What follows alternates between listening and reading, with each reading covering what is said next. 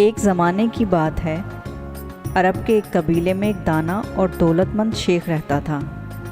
اس کا ایک قریبی دوست یاسر بھی تھا، جو ایک دن اس کے ساتھ ایک لمبے صحرائی سفر پر روانہ ہوا۔ قافلے میں کئی نوکر، اونٹ، خیمے اور سب سے اہم ایک پیارا گدھا بھی شامل تھا، جس سے شیخ کو بے پناہ محبت تھی۔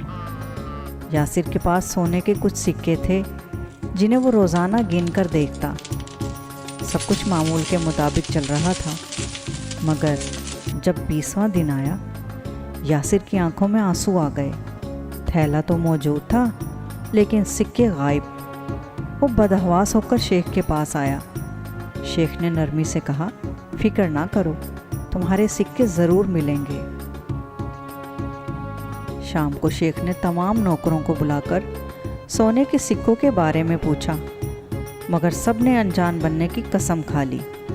شیخ نے سر ہلایا اور بولا، ٹھیک ہے، تم لوگ جا سکتے ہو۔ یاسر مایوس ہو چکا تھا، مگر شیخ نے اسے پھر بھی تسلی دی، تمہیں تمہارے سکے ضرور واپس ملیں گے۔ رات کو شیخ اپنے خیمے میں چلا گیا اور اس کا وفادار گدھا بھی حسب معمول اس کے ساتھ رہا۔ اگلی صبح شیخ نے سب کو جمع کیا اور کہا، یہ جو گدھا ہے یہ جادوئی ہے۔ اگر کوئی چور اس کی دم کو کھینچے گا تو یہ آواز نکالے گا۔ ایک ایک کر کے نوکر خیمے میں داخل ہوئے، گدھے کی دم کو کھینچا اور باہر آ گئے، مگر گدھے نے کوئی آواز نہیں نکالی۔ یاسر مایوس ہو گیا، مگر شیخ نے کہا، صبر کرو، چور خود بے نقاب ہوگا۔ پھر شیخ نے سب نوکروں کو قطار میں کھڑا کر کے کہا، سب اپنے ہاتھ سامنے کرو۔ شیخ ایک ایک کر کے سب کے ہاتھوں کو سونگھتا رہا۔ پھر اچانک اس نے ایک نوکر کو کان سے پکڑا اور کہا، باہر نکل چور۔ نوکر شیخ کے قدموں میں گر گیا، رونے لگا، معافیاں مانگنے لگا۔ شیخ نے پوچھا، بتاؤ سکے کہاں ہیں؟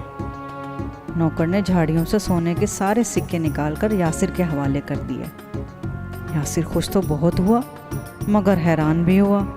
شیخ، آپ کو کیسے پتا چلا کہ چور کون ہے؟ شیخ مسکرایا اور بولا، رات کو میں نے پودینے کا پیسٹ گدھے کی دم پر لگا دیا تھا۔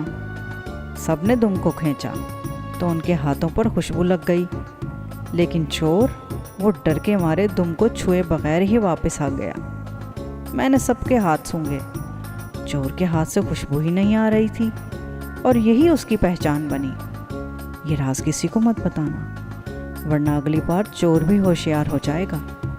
اور یوں شیخ کی دانائی ہمیشہ کے لیے کہانی بن گئی۔